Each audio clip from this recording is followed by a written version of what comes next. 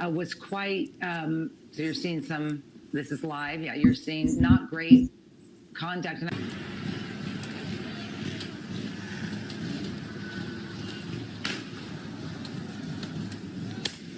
You know, let's hope that no one is hurt and no one is injured and it doesn't escalate from here. Look at the flag. Yeah, Guy, I see there it is. You Mexican flag can, you know.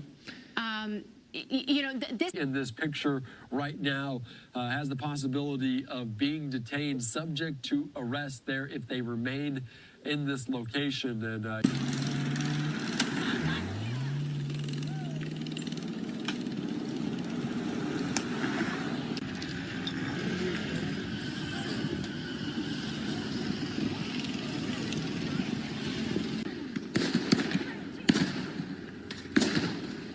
oh, they throw a Molotov cocktail.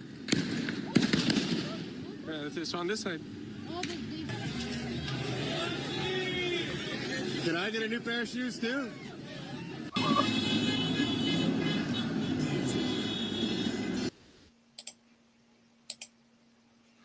And this is what some media outlets are telling you is relatively peaceful protest, y'all.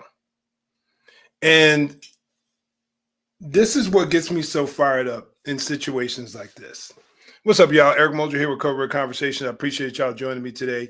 We got mayhem all over in various cities across our country.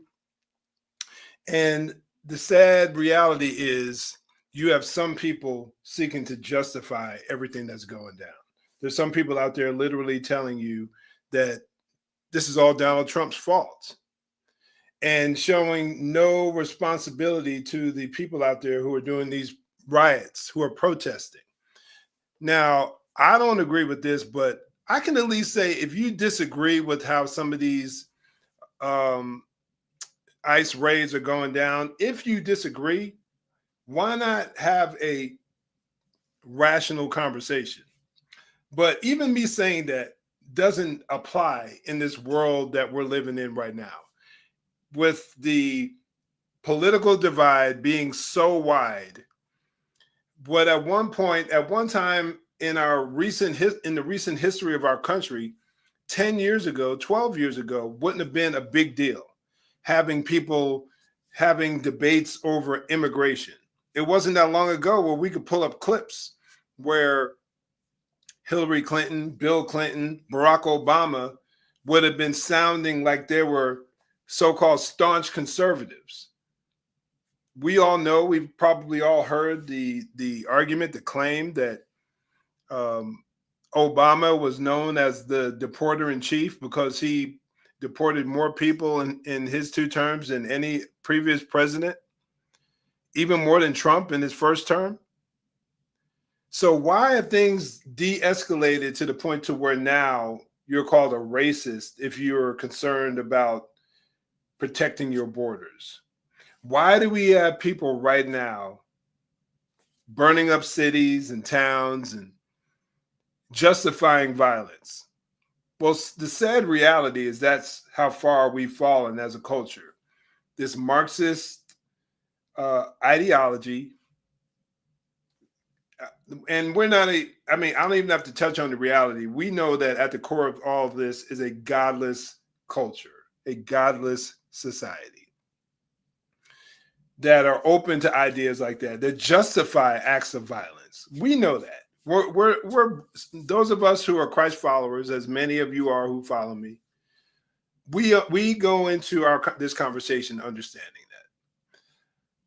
So what is at the core of all this? Again, it's a Marxist socialist ideology and culture, which opens the door and justifies violent activity and makes the argument and tries to make you look like you're the bad guy if you want to argue against it. The thing that is bothering me, I wouldn't say bothering me the most, but one of the things that bothers me the most is the, what's the term? The gaslighting that goes on. They literally want you to deny what you see with your own eyes. That's what they want. You have many out there in the media who are trying to place the blame on the conservative right, the Republicans, for everything that's going on. And it's really weird because every time there is violence that comes from the political left, why is it always justified? Or if it's not out and out justified, why is it always the same thing? Why is it always, I'm not justifying violence, but had so and so done things differently, had so and so not used all this rhetoric, maybe things would have been different. Garbage, straight garbage, y'all. They look at January 6th, many of these people, and say it was one of the worst days in U.S. history. That's propaganda, y'all, because all one has to do is go back a few years. You go back to Trayvon Martin. You go back to the whole Michael Brown case. You go back to Jacob Blake. You go to George Floyd. You go to the protests in regard to the Roe v. Wade being overturned. You go to the Hamas raids, or you go to Hamas protests and riots that have taken place over the last couple of years, or last year at least. All the violence that goes on all around our country. And let's not ever forget the so-called Summer of Love, in 2020 over George Floyd, the BLM riots. You had, and I've quoted this numerous times for anybody that's familiar with my channel, we had rioting going on all over this country. We had rioting in over 220 cities. We had rioting we had over $2 billion worth of damage. All for what? I'm not saying that the initial narrative that went out about George Floyd couldn't have gotten people riled up. But this is my hope. But now where we're at, we know a whole lot more. We know for a fact that some of the information was suppressed about George Floyd. We know for a fact that Derek Chauvin and the other individuals, the other officers that were involved in the whole George Floyd incident, we know that they were arrested immediately, like within a matter of days. But what did we get as a result of that? Even though justice was being handled, these people still felt the need to promote a so-called racist narrative. They argued and claimed that George Floyd was killed primarily, or at the core of it all, was racism, which was never even remotely proven, not even close. Because Lord knows if Derek Chauvin had a history of racism in his background as all the years he was in law enforcement, you don't think that would have shown up and somebody would have said something? But that never came up. I'm telling y'all, every chance they get, these people, and nobody's going to convince me that these are legit protesters. Nobody. I'm sure there's some out there. Let me watch my words. I'm sure there's some people out there who are legitimately concerned and think that they have a just cause. Now, I don't agree with that, but I'm sure there are some out there.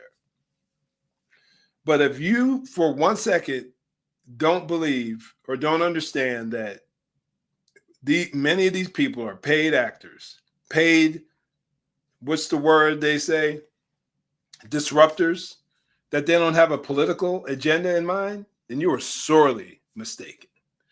Let's continue this video here. I want to show you a bit more footage because I posted the hidden footage because what's posted on the news oftentimes has spin to it.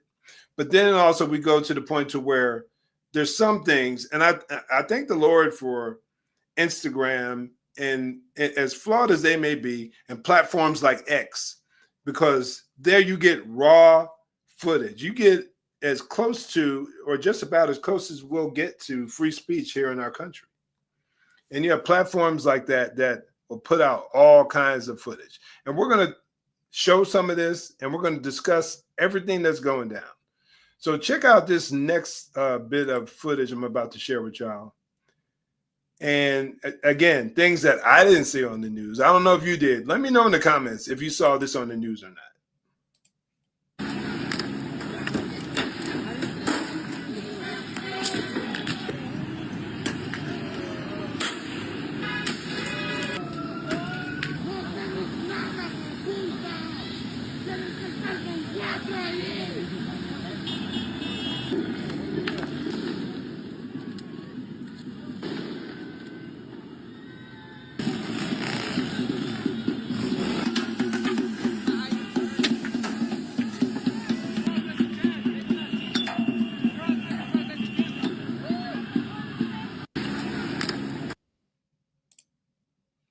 I don't know.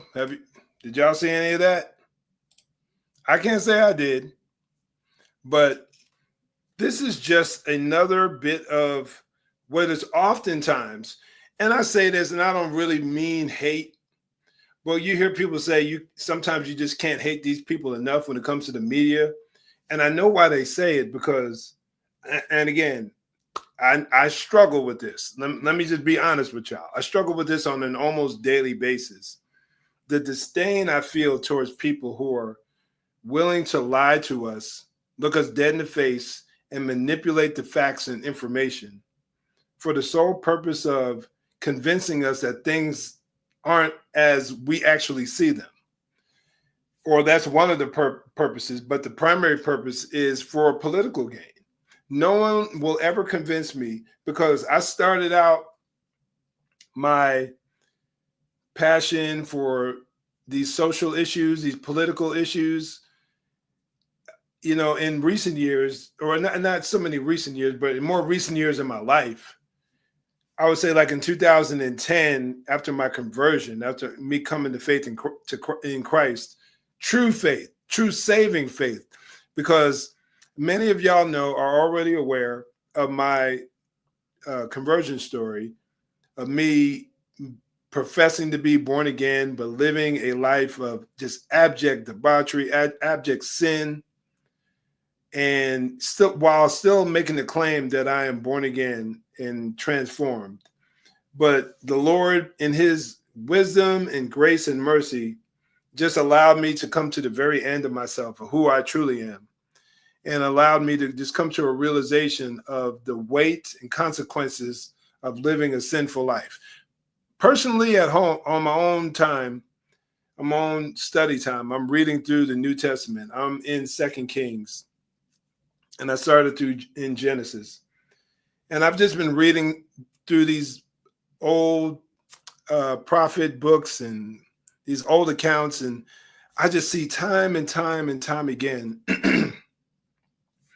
where the Lord in his mercy allows people to live how we choose to live, but yet ultimately come to the end and come to the ultimate consequences of our choices. And time again, you saw God imploring Israel to live faithfully towards him, to obey his commandments, to obey his will, and then promising God, promising Moses, promising all the other prophets and whoever else that they were going to live faithfully. But then as time goes on, what happens is that they sought their sin, they sought after their flesh. Many times it's serving other gods, sexual immorality, time and time again. You see that. But the beauty of it all is, after that, you see anytime people come to God in true repentance, he forgives. He's a merciful God. And that is my story. That is truly my story, because I was, as I said just a few moments ago, I was chasing the world. But then once the consequences of that chasing came to fruition, I saw what kind of a man I truly was.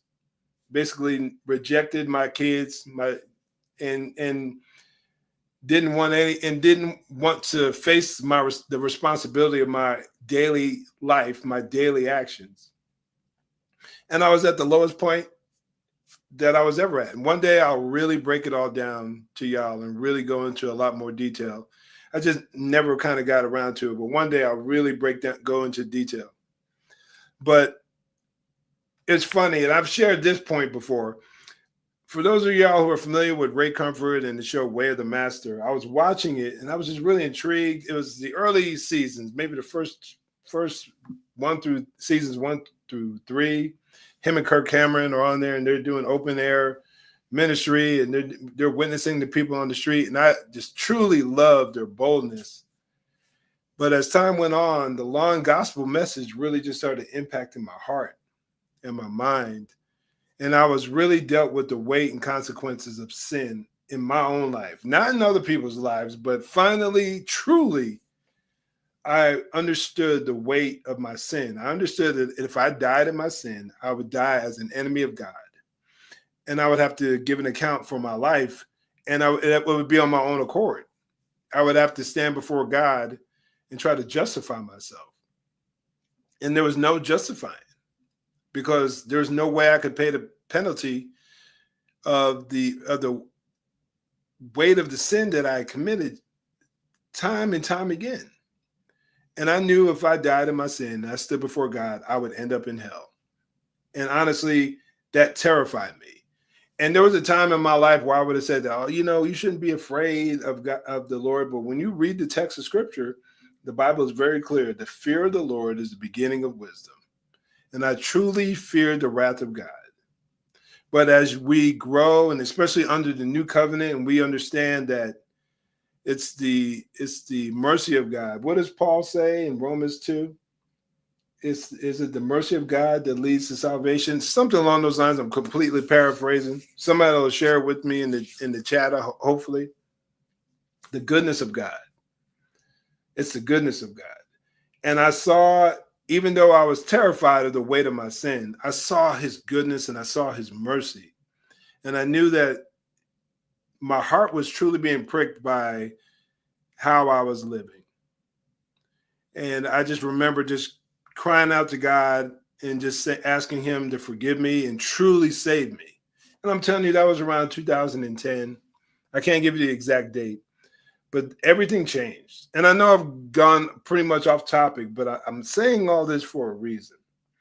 I'm saying that my understanding, the way I view politics nowadays is completely different because the scales truly fell off. And I look at things through a biblical lens.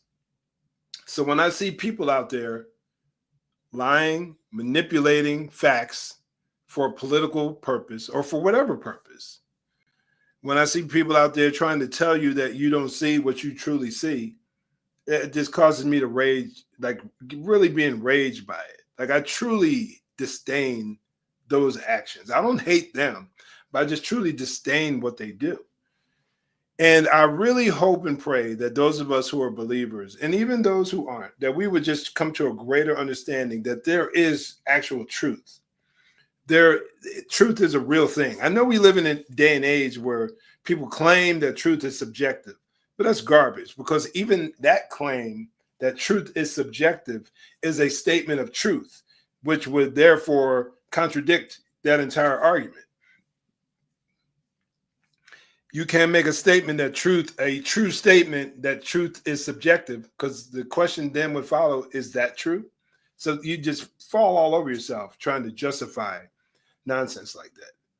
But I want everybody to just keep their minds open and their eyes open as to what's going on in the media. Let me bring it back to the primary topic. Lies, deception that goes on. And the sad reality is that the vast majority of it comes from one side of the political aisle. And what do you typically see going along with that? You see atheism. And I'm not saying atheists can't be truthful and can't be honest and can't live good lives and can't be good people, obviously, because we have Christians or professing Christians who live hypocritically. So I would argue that the only way we can justify living that way is because we're made in God's image. Because if we're just simply products of time and chance acting on matter, then what is morality, right? What truly is that? Is it just a social construct? And then if it's a social construct, then we can never judge another society or another individual for that matter. Definitely not another group of people another time, which is what a lot of these people do. They'll judge people in history past and with no true justification for it because they have no ultimate foundation when it comes to truth and morality. Biblically speaking, we are made in the image of God. We're his image bearer who implanted right and wrong in our hearts, in our minds, in our very psyche, the core of who we are. So we have a justification for that.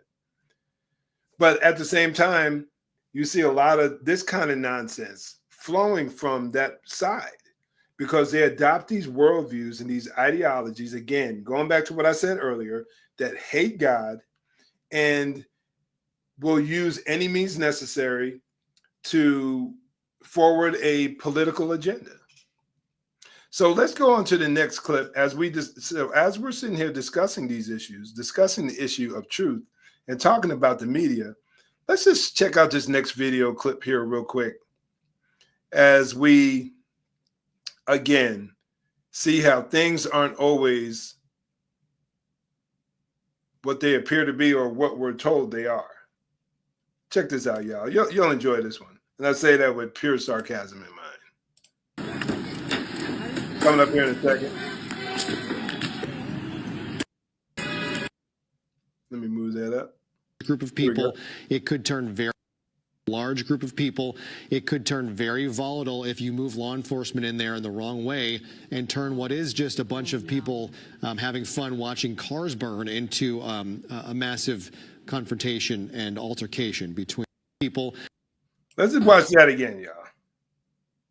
Very volatile if you move law enforcement in there in the wrong way and turn what is just a bunch of people having fun watching cars burn into a massive confrontation and altercation between officers and demonstrators. He calls it just a bunch of people watching cars burn. Now, if you showed up late, if you just got in here and you didn't see everything that I showed, take a moment, take a little bit of your time, go back to the very beginning of this video because I broke down exactly, I showed you exactly what was going on. What we're seeing is not just a bunch of people watching cars burn. You're seeing violent rioting, which is redundant, I know. But that's what you see. That's what we're seeing. We're seeing violence, pure, unadulterated. Now, did it start out peacefully? I'm sure to some degree. Was most of the protesting that went on peaceful? I'm sure. I would argue most likely. But we can't use that as justification for letting these people get away with this and then allowing the media to distort the facts for whatever reason. I mean, I say whatever reason, but I'm pretty confident that of why they're doing that. It's all political, y'all. It's all ideology.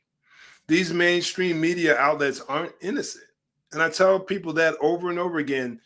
And I've documented that probably at least 5 times on this channel alone. Type in media lies, media deception. Just do a little search on my channel. I've done multiple lives. I've done multiple smaller, shorter form videos. The lies associated with Joe Biden during his administration, the cover-ups, they were acting like they didn't see anything. And now all of a sudden, Trump's president now all of a sudden you got people like Jake Tapper out there and even Karine Jean-Pierre writing a book. And you have all these people now who want to speak up and speak out about the cover-up, so-called, that they were largely involved in. So document information like this, family, friends, whoever's watching, because when it's all said and done, these people will look you dead in your face and lie to you without blinking an eye, without even thinking twice. My man Rodney, what's up, brother? Biblical lens is a total game changer. Amen and amen. Once you see things, and how many of us out here who proclaim to be born again don't see the world, don't look at the world like that. I know for a fact that most of my life where I was a professing Christian, I did not have a biblical view on any of the major issues. I looked at the issues of when it came to race as a primarily, I would say only as a black man born and raised in the United States with a history of slavery. That was the only lens I looked at it. So I even recall, and it's embarrassing nowadays, but I can even recall seeing the freaking O.J. Simpson verdict, knowing that it was a travesty, but feeling justified in my mind because of the history of racism. I don't even want to do in air quotes, but I felt justified in my mind because of the history of racism in our country. And I honestly thought that, well, now y'all know, quote unquote, now y'all know, talking like to the white folks, how we feel when we've been mistreated for so long. I look back on that in hindsight and I'm just like, what the hell was I thinking? You know, because the reality is the scripture talks about us, you know, not holding a record of wrongdoing. So, and when in the world does two wrongs ever make a right? I completely looked at the world through fleshly eyes. I completely looked at the abortion thing, even though I used to say that I wouldn't do it, you know, at least until it didn't, as long as it didn't impact my life or my pocketbook. And then my true cowardice would pop up. But that was the lens. That was the lens I looked at it. I professed Christ with my lips as Jesus spoke and the scriptures speak in other places, but my heart was truly far from him because I was truly seeking to serve my flesh. But once I was truly born again, truly justified, truly regenerated by the Spirit of God, everything changed. And on top of that, received good biblical counseling, good biblical Bible studies, and all of that, you know, and dug deep into the text of scripture to see how I was truly expected to live as a Christian. And then I understood for the first time in my life that I could live a life that honors God through the power of his spirit. If by the Spirit you put to death the deeds of the body. Romans 8. Not saying I would be perfect, but I knew that I could live a victorious life in Christ through the work of the transforming power of his Spirit. But I'm telling y'all, let me get to this here next video, y'all. I really want to show this. I kind of totally lost my train of thought showing that, but I appreciate you, Rodney, checking this out, man, and commenting, because when it's all said and done, I talk about politics a lot. I talk about cultural issues a lot. I talk about crime. I talk about policing. I talk about all of these things on my channel because they have a natural impact. When crime is high and when we overlook crime, whether it comes from within the Black community or whether it's because people coming over from the border, whether it's the abortion issue, whatever it is, when it's all said and done, once we peel back the mask of whoever's behind it, we're dealing with spiritual issues. When it's all said and done, at the core of Code Red Conversations, the core of my channel is a desire to glorify God in all that I do. Everything. Because when it's all said and done, that's how I make a stance. That's how I understand and view everything. So when we're dialoguing about this whole, like in this video, when we're talking about the riots, at the heart of it is how are we going to deal with these things? But let me click on this. Was quite, so you're seeing some. Oh yeah, that's just the beginning of what I showed. But okay, now let me get this video down here and show you the next one. Actually, let me just bring this one up here. Excuse me, y'all. I hope y'all appreciating the dialogue, the conversation. As I bring this one up here. So at the bottom line, my brother Rodney, if you're still there, yeah, this is your boy. This is your boy in California. I got family and good friends, people I love very dearly that live in California. And I know it's not everybody just can't pick up and bounce and leave and whatnot, but God knows I'd be wondering why y'all stick around.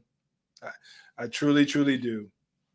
I think that place is slowly turning into Escape from New York, Escape from LA. That place is a hellhole. And y'all got way more patience. Maybe it's friends and family. Maybe that's the reason why. But their politics, the cost of living out there, the utter debauchery, the things that they just celebrate. Y'all, I don't know if y'all better than me or crazier than me. I don't know which one it is. But number love, y'all. Let's check out this video here from the governor of California and as he talks about why all this went down. Make sure you have your vomit mask nearby. Type of well, go ahead, feel free. No, I mean, I know, and I don't mean even to cut you off. I think it's about something much more. This is about authoritarian tendencies. This is about command and control. This is about power. This is about ego. My way or the highway. This is a consistent pattern of practice, of recklessness. This guy has abandoned the core principles of this great democracy. In case you haven't figured it out, he's talking about Trump. He's threatening to go after judges he disagrees with, cut off funding to institutions of higher learning. He's on a cultural binge. He's rewriting history, censoring historical facts. I mean, this is something completely different. And this is part of that ongoing play that is unfolding in front of our eyes. It is a... You know what gets me, y'all, is how this man can make these statements. He can say all this with a straight face.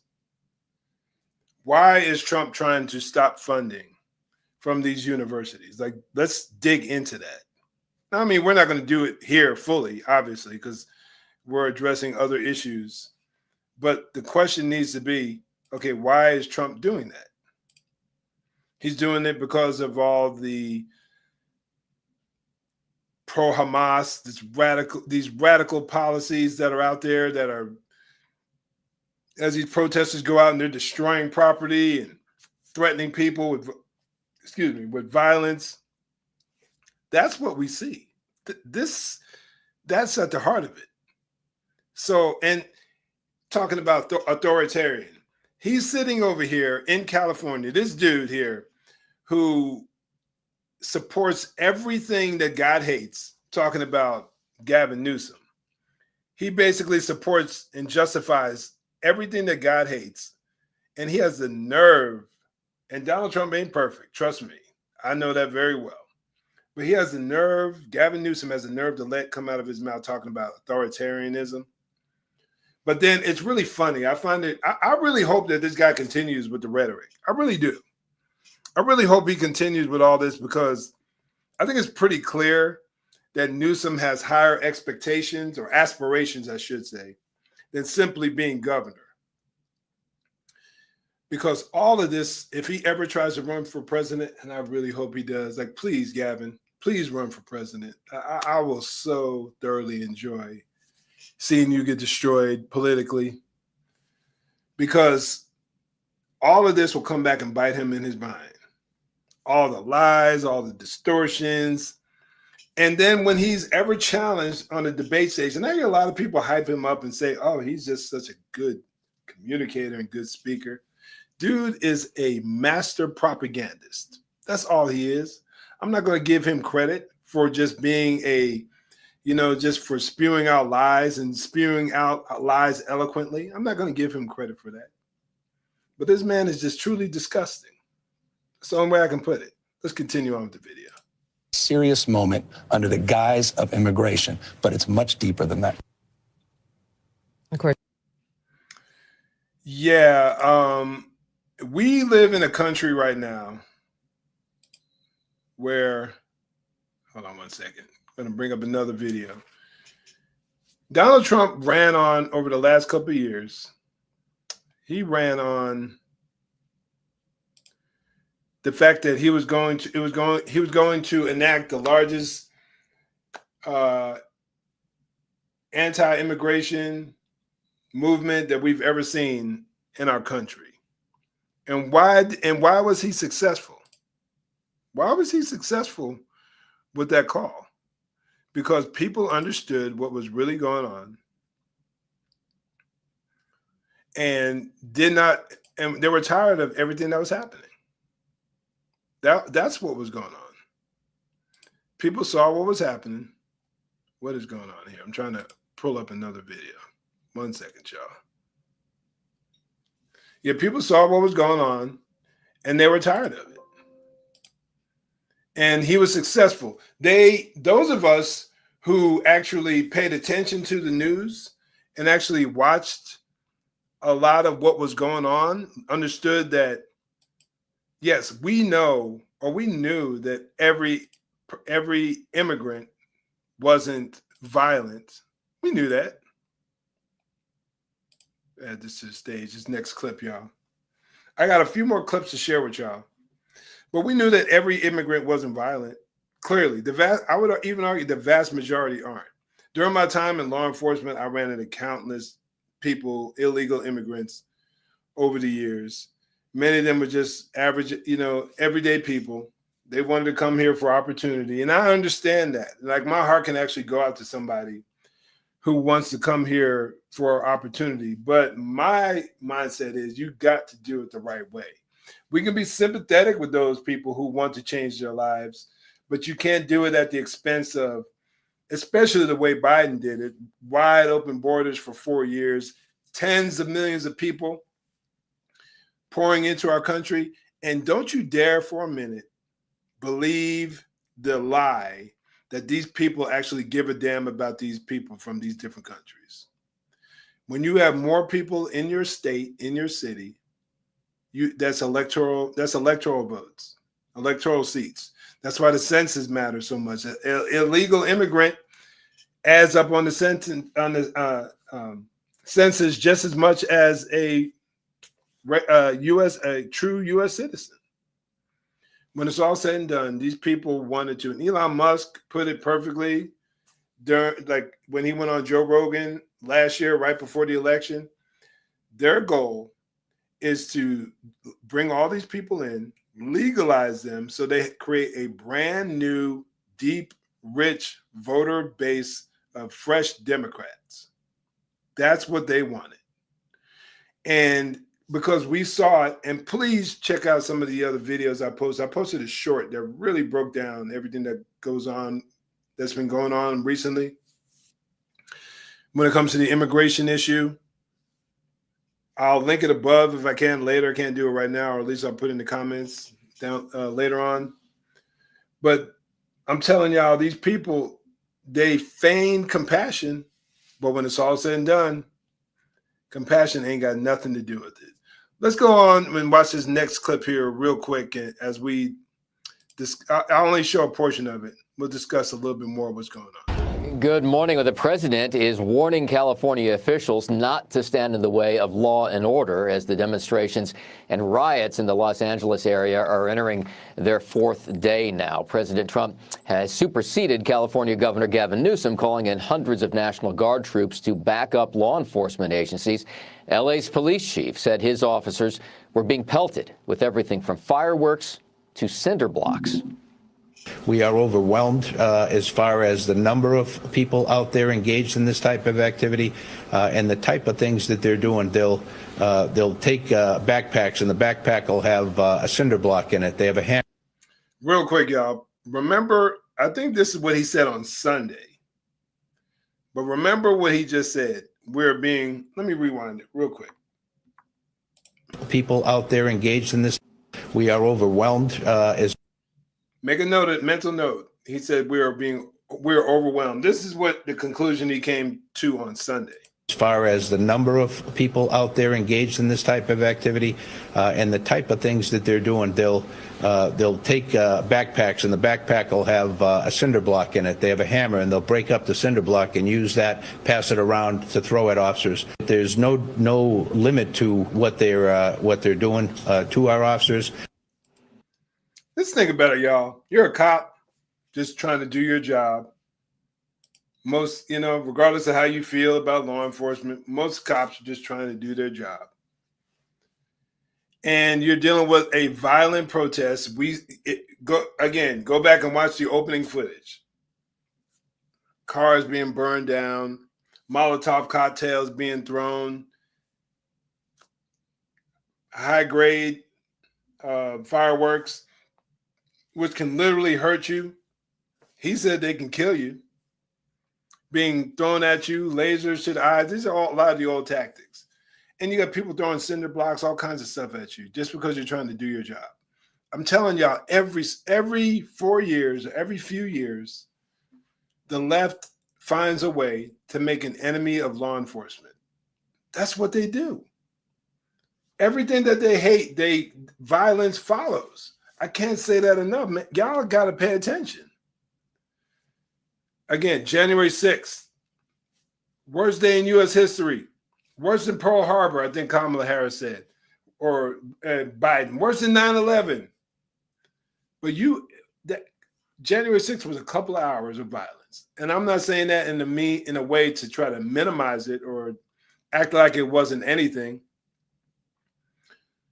But you add up the violent foolishness that comes from these people, these radicals. You look at the political left. I heard recently Bill Maher actually had the nerve to say, it's like equal on both sides, the violence coming from the left and the right. Dude, are you kidding me? Bill, you can make so much sense in some instances. Some. When you're talking about God, you have no clue what you're talking about. But when you start, but there seems to be some level of, coherence flowing from you when you're honest enough to talk about this whole trans issue and the woke issues. But there's still a lot of leftism in indoctrination deep in you, brother. And for you to honestly let something like flow out of your mouth, saying, comparing the violence on the left and the right and saying that they're basically the same, that lets me know that you're still kind of lost. I appreciate what you're doing, Bill Maher, what you're trying to do, but you got to wake up a little bit more, bro. There's no comparison. President Trump would have none of it. Writing on Truth Social, I am directing the Secretary of Homeland Security Kristi Noem, Secretary of Defense Pete Hegseth, and Attorney General Pam Bondi, in coordination with all other relevant departments and agencies, to take all such action necessary to liberate Los Angeles from the migrant invasion and put an end to these migrant riots. When you think about it, you hear Gavin Newsom going off and getting all butthurt over Trump doing his thing. But his response, bringing the National Guard into, ceding power from Gavin, was because him and the mayor of LA haven't done anything to quell the violence. And the reason I showed this post here from talking about the guy from LAPD is because he had made another statement just prior to that.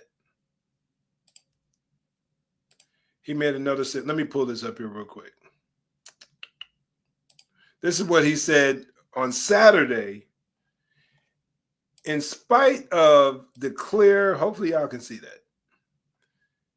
On Saturday, there was all kinds of footage going out there, but this is what the chief of police in LA said.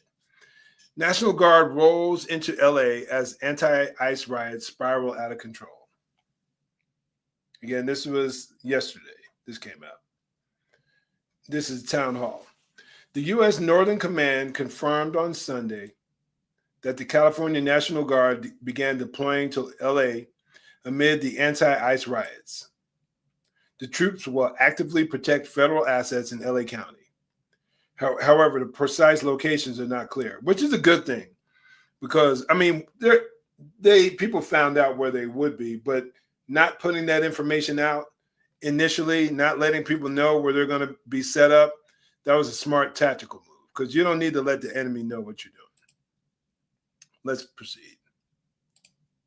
The command said that some elements of the 79th Infantry Brigade combat team from the California National Guard were already on the ground while others were still deploying. While Democrat leadership in that state stood back and did nothing, 100% accurate, to stop the protests, President Donald Trump took matters in his own hands. On Saturday night, he ordered 2,000 National Guard troops to the city after anti-ICE rioters became irate and violent. His actions to move the National Guard came as a result of the violence that went on, not prior to it, as the media and these politicians are claiming. His response was his decision was in response to the violence. Critics slammed Democrats for calling the riots peaceful, despite anti-ICE agitators throwing rocks and hurling Molotov cocktails at law enforcement. And this is the part I want to point out real quick. The LAPD claimed that protesters exercised their First Amendment rights responsibly. This is on Saturday what they were claiming after the rioting was going on. It also said that local officers are prepared to respond to any potential acts of civil unrest, but said that Saturday ended without incident. However, video and photo evidence show that protesters became violent by lighting vehicles on fire, which is all over the news, throwing rocks at ICE and assaulting officers. Yet to the LAPD, this can all be considered peaceful. Now, I don't know if the chief of police had a come to Jesus moment, woke up and saw that what was really going on, but as of yesterday, he seemed to have made a quick change of heart and a quick change of pace as far as where he stood on those issues, which is good. I'll give him credit. A little on the late side, but better late than never. I want to share with you one more video. I think this is this is a brother that I've been following on X quite a bit lately. See if I can find this here. That's not it. This might be it right here. Pull this up. Whoops, here we go. This brother right here on X, I really appreciate him, but his name, he goes by Kaizen Diasidu. Pretty smart, intelligent, reasonable brother. And I think he's being reasonable here, but I really want to offer some respectful pushback to what his opinion is on this whole issue here. I'm going to move up a bit. We're not going to show the whole video. Had criminal records, somewhere in the country illegally and had no additional crimes. In total, about 118 people were arrested. In response, locals started to protest. Most were peaceful, and some got violent, burning cars, attacking i.c.e. agents, and waving Mexican flags while doing so. In response, Trump declared that Newsom wasn't doing enough to quell the violence and deployed 2,000 National Guard to California. Now, as I said, I think we should deport people who are here illegally. But we can also do that humanely, because what we do matters, but how we do it matters too. Look at how much chaos this has caused. Thousands of troops, tens of thousands protesting, millions spent. It almost comes across as if he's criticizing the methods that Donald Trump is using to get rid of these illegals and basically blaming them for this violence. And I'm not saying that that's exactly what he's doing, but it sounds like that's what he's doing. And I think that's utterly insane. That's utterly ridiculous. Because when it's all said and done, these people are doing what they're doing because that's what they want to do. It's like having a little kid who breaks out, or having a teenager who you ground because he's not getting his homework done right. So you send him to his room and you tell him he can't hang out with his friends. And then he breaks the window and goes and hangs out. Then he gets into a car accident, and you turn around and blame the parent because they were being harsh on the kid. These are grown, we're talking about grown people here who are making willful decisions to enact violence. And then if you have to also consider this, you have these so-called sanctuary cities who came out a long time ago and said that they would not comply with Donald Trump when it comes to getting rid of these illegals. They said that a long time ago, before he even stepped into the White House. You had I think it was I'm not sure if it was a governor of Colorado or like a mayor of one of the cities in Colorado who talked about he's going to meet them down at the border, coming in and basically fight these people. You had the mayor of Chicago and LA and Gavin Newsom, all these people who are pushing back against Trump. And this is before he even stepped foot. And then you have lawsuits all over the country, and you have these activists going around who are doxing these people, and you have all kinds of idiocy happening. And so this two-way blame of, well, what they're doing is bad, they shouldn't be rioting, but what Trump is doing is not good either. It's kind of dumb. Like I said, respectfully, I say this because I really appreciate this brother, and I know he tries to be thoughtful, but just his response and all this is just kind of silly to me. All to deport 118 people. And why is it only 118 people? Because he's getting so much pushback. He's getting, these ICE agents are wearing masks because people are revealing their identity and posting them online. And their families are being threatened with murder and all kinds of foolishness. Come on, man, straight up. There are 10 to 20 million people in the country illegally. Trump's approach doesn't even scale to 1 million, let alone tens of millions. The DHS reported it cost $17,000 to deport a single immigrant. Look, we're not all going to agree on immigration policy, but hopefully we can all agree this approach is serving no one. So what's the solution? Change the incentives instead of forcing the issue. Force should be a last resort. First, just enforce existing law. Penalize corporations for illegal labor practices. Second, give people money to leave voluntarily. Which he's doing. And it's like force should be used like as a last resort. Okay. But then when you have lawsuit after lawsuit after lawsuit popping up to stop you, you have politicians going on TV telling these people to hide and not answer their door. What do you expect this man to do? And ICE enforcement is an actual thing because they have committed a crime. Trump offered $1,000 for voluntary return, but if forced deportation costs $17,000, we can clearly afford more. Third, I agree with that. I agree you can do more. If you wanted to get people to voluntarily leave, you could pay them a little bit more. Silly, shouldn't have to pay them anything, but it's the reality. Third, expand our immigration courts so that illegal immigrants get their due process in a matter of days, not years. I agree 100%.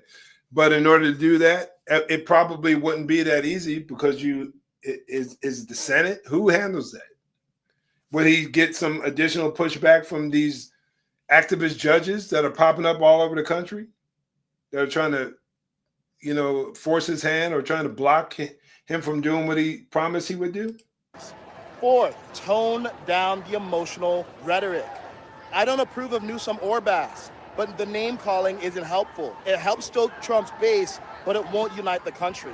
Yes, he should absolutely take a hard line against violent protesters, and he can do that without alienating half the country. Now to that half of the country, you say...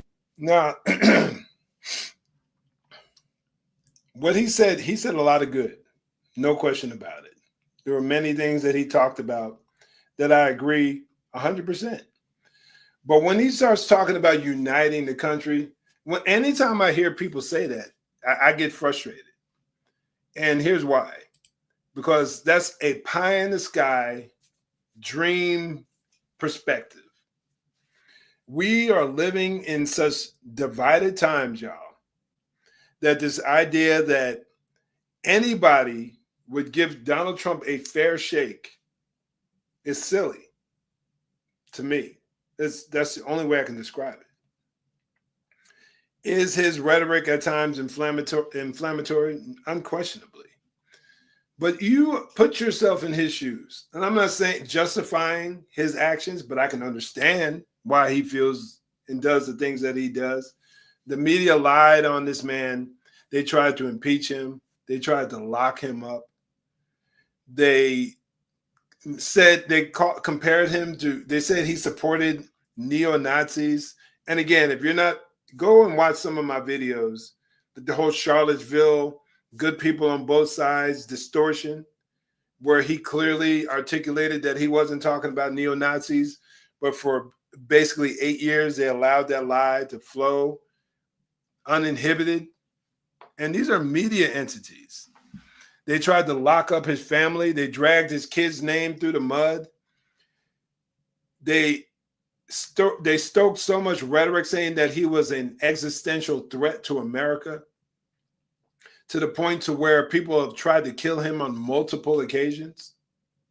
And yet he's supposed to sit back and be Joe Cool and not be disgusted by these people. How can you look at what Gavin Newsom does, his radical LGBT policies? Now, he doesn't have to call him new scum. I get you. I wouldn't do it. But sometimes I just think it's difficult to be the nice guy when you're being dragged through the mud all the time. I get it. But this idea of, if Trump toned down the rhetoric, that would somehow make things better or somehow make things a little bit more peaceful. Garbage. Absolute garbage. That makes sense in maybe 75 years ago, maybe. But in this current age, that's senseless. And again, like I said, I say this respectfully to the brother because I appreciate what he does with his channel. But him sitting up here and trying to act like Trump just needs to tone things down a little bit and things might be a little bit better, I'm not feeling that. But let's share one. I said one more previously, but there's one last video that I truly want to share with y'all. And and then we can get into a little bit more stuff. Let me get rid of my man here. I should have kept that up because it's right in there.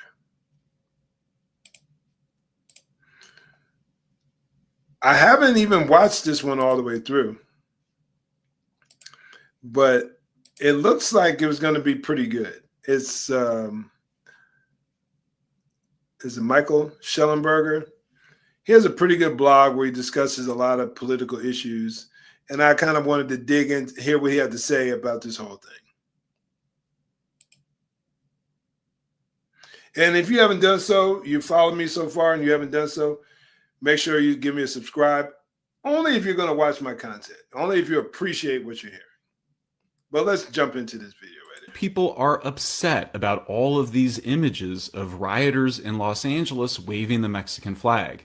If the protesters love Mexico so much, people are asking, why are they so upset when the U.S. enforces laws against illegal entry? Have you found yourself asking that question?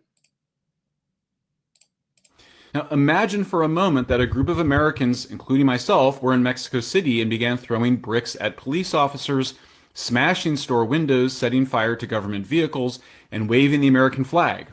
We would not walk away unharmed. And yet in Los Angeles, protesters did exactly that. Great. They attacked law enforcement, blocked ICE agents, and vandalized public buildings. Just think about it, y'all. Like straight up. Just think about this happening in almost any other country. And imagine if Americans were over in Nigeria and they were saying, and we went there illegally, and then they were telling us to leave, but we're over here rioting, fighting the police, and waving American flags. Just imagine that happening in anywhere other than the West. this is the only place where this utter insanity is allowed to go on. It's just me saying it. It's like, how crazy is that? And yet California leaders not only did not defend the law, they condemned those who tried to enforce it. Governor Gavin Newsom called the deployment of 2,000 National Guard troops to restore order purposely inflammatory. LA Mayor Karen Bass said, "We will not stand for this," referring not to the attacks on police officers or destruction of public property, but to the federal response. She reaffirmed her administration's ties to advocates of illegal immigration and made clear her allegiance was with the protesters, not with law enforcement. Now, what's truly inflammatory is not sending in the National Guard. It's standing by while mobs pelt law enforcement with bricks and fireworks, then accusing those officers of oppression.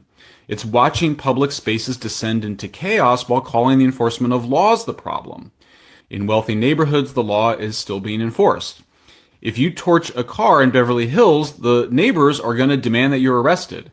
If you do it in East LA while shouting political slogans, you're engaging in protest.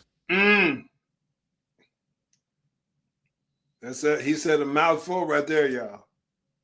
The man said a mouthful right there. This two-tiered enforcement is not progressive. It's segregation by another name. It creates one set of expectations for the politically connected and another for the disposable. And in that framework, working people, especially immigrants, families, and hourly wage earners, are abandoned. They're the ones who walk their kids past the open-air drug dealing. They're the ones whose shops are looted and whose cars are stolen. They're the ones who call 911 and wait and wait and wait some more. Now, people sometimes ask me how California can feel so anarchic on the one hand and so authoritarian on the other. The answer is simple. It's not actually a contradiction.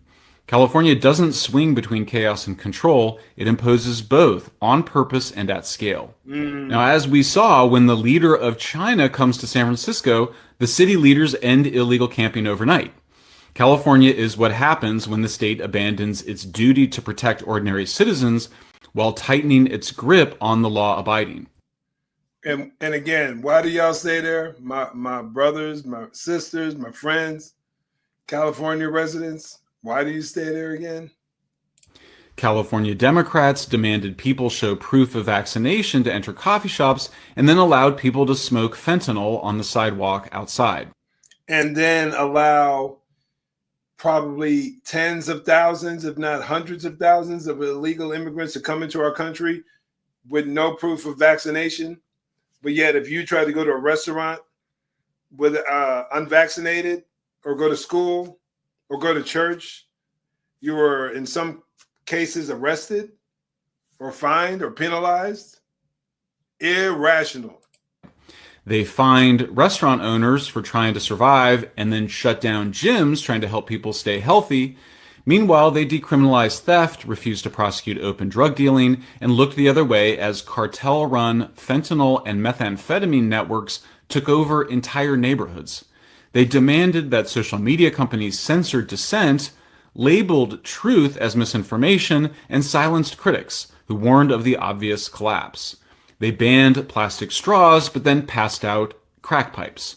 They prosecuted pastors for holding worship services, but refused to prosecute men who beat women unconscious on public transit. This is not confusion, it's deliberate inversion.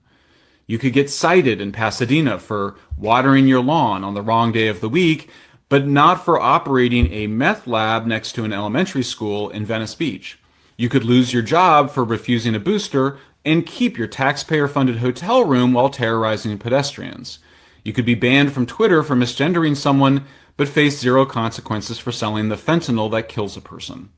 These are the inevitable outcomes of a broader campaign to dismantle civilization. Now, that may sound extreme, but it's exactly what's happening. I agree. California's left does not believe in the legitimacy of the American legal system. It does not believe in borders.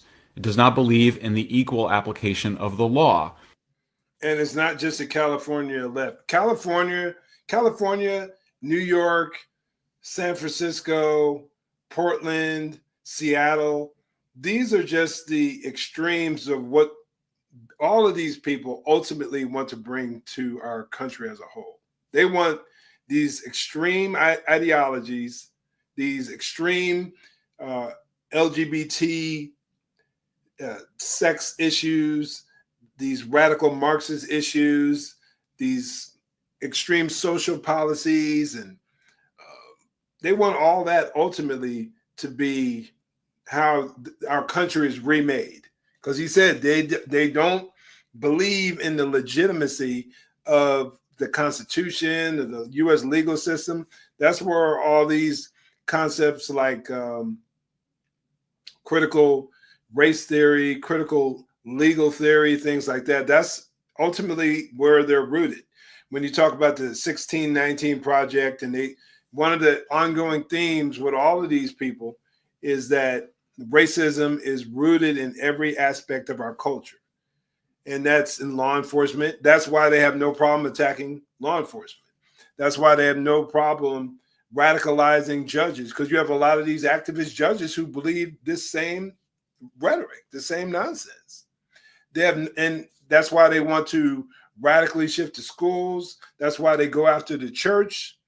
That's why they try to suppress all of your rights, all of your freedoms, because they don't believe that they're legitimate. They believe it's a product of a racist system, or at least that's what they say in order to justify their wild, insane agendas. It sees those things as tools of white supremacy, and so it seeks to undo them.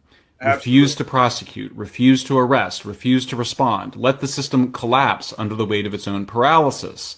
In its place, they promise a new ethic built on harm reduction, lived experience, and the abolition of carceral logic. But the reality is violence, fear, and disorder. Carceral logic, no prisons. Like that was some of the ongoing rhetoric we heard back in 2020. Abolition of prisons and jails and getting rid of the police, and try to find other ways of dealing with, reimagining. Kamala Harris said this numerous times, all of these leftist politicians, reimagining law enforcement. But as soon as the real world woke up and heard what they were saying and started pushing back against these clowns, that died down. Didn't mean that they didn't still believe in that foolishness. They just realized that it wasn't helpful for them politically.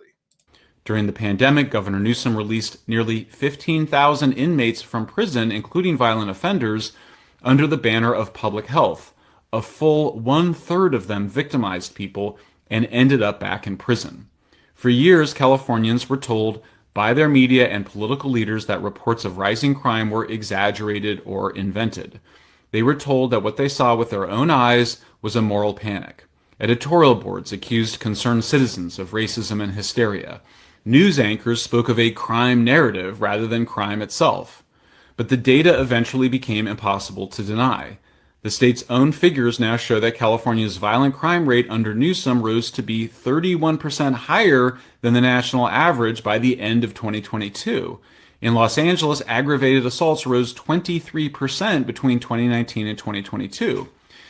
When voters last November tried to take back control by passing Proposition 36 with over 70% support, which allows judges to mandate addiction treatment, Newsom has refused to fund it. The fact of the matter is that the people who run California don't see the riots as a crisis. They see them as a cleansing. They believe civilization itself, in the form of its laws, its borders, and its police, is corrupt at the root. In that worldview, civilization is not progress, it's crime. It's what made the conquest of indigenous people possible. It's what permitted slavery. It's what created capitalism, fossil fuels, families with two parents, and fixed addresses. To them, the entire American project is a centuries-long atrocity masquerading as democracy. In their view, public order is not something to protect, it's something to dismantle. The violence we see in the streets is not a failure of their leadership, it's the fulfillment of their ideology. They believe the very existence of American law enforcement is an expression of white supremacy. I'm telling y'all, pay attention to all of this. He's given us a quick lesson for those of y'all who aren't familiar with this ideology. This is at the core of all of the unrest that we've seen in recent years. I mean, going back even decades, but especially in recent years.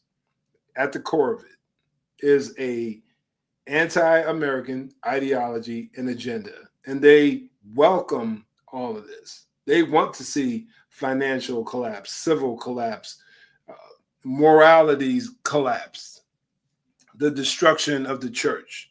They want to see these things because they think these things are holding people back, and they're the cause of more harm than they are bringing good. The burden of all this doesn't fall on the celebrities or the influencers or the politicians who created it. It falls on the working people and the poor, on the elderly, on the immigrants who follow the law, on the single mothers trying to keep their kids safe, on the nurses and teachers and cashiers and delivery drivers who can't afford to leave. It falls on the people who believed that if they worked hard and obeyed the rules, the state would protect them. Instead, the state has turned its back on them. And all the while, we're told that the law is the enemy. The truth is, the law is what makes life livable. It's what allows strangers to live alongside one another. It's what allows parents to send their kids to school, to open a store, to walk home at night. If you're not already a subscriber... But the question is, everyone, like straight up, when it's all said and done, what are we going to do about all of this? Like, really, what are we going to do about all this? We know these people in charge. We know they're running the show, or many of them are. We know that they have a clear agenda, but are we going to let them continue to do what it is that they want to do, knowing that they ultimately want to bring down our society as we know it? That's at the heart of it all. Those of us who are believers, I think we should definitely be shored up in our faith, get on our knees, cry out to the Lord for mercy, undeserved mercy on us as a nation. I mean, we definitely don't deserve it with all the millions of babies we kill every year and, you know, all the immorality. We definitely don't deserve it, and how far we've fallen away from the biblical principles, even though our nation has always fallen short. But even back in the day, there was always some semblance of some form of a biblical morality, but we've fallen so far away from that. So I think first and foremost, we have to repent and seek the Lord's face as a nation, or at the very least individually. And those of us who are the faithful followers, we have to understand what it is that we're dealing with, and understand that ultimately these battles aren't flesh and blood. They're spiritual battles that we need to be waging war on.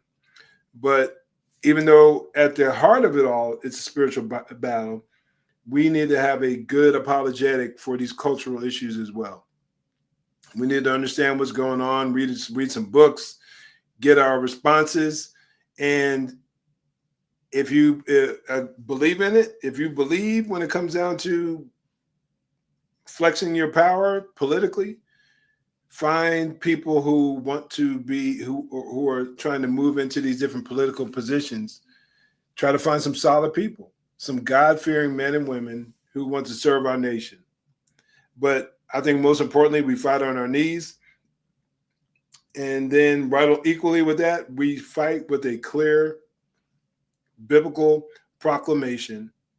And we tear down arguments and everything, lofty thing that lifts itself up against the knowledge of God, and take every thought captive to obedience to Christ.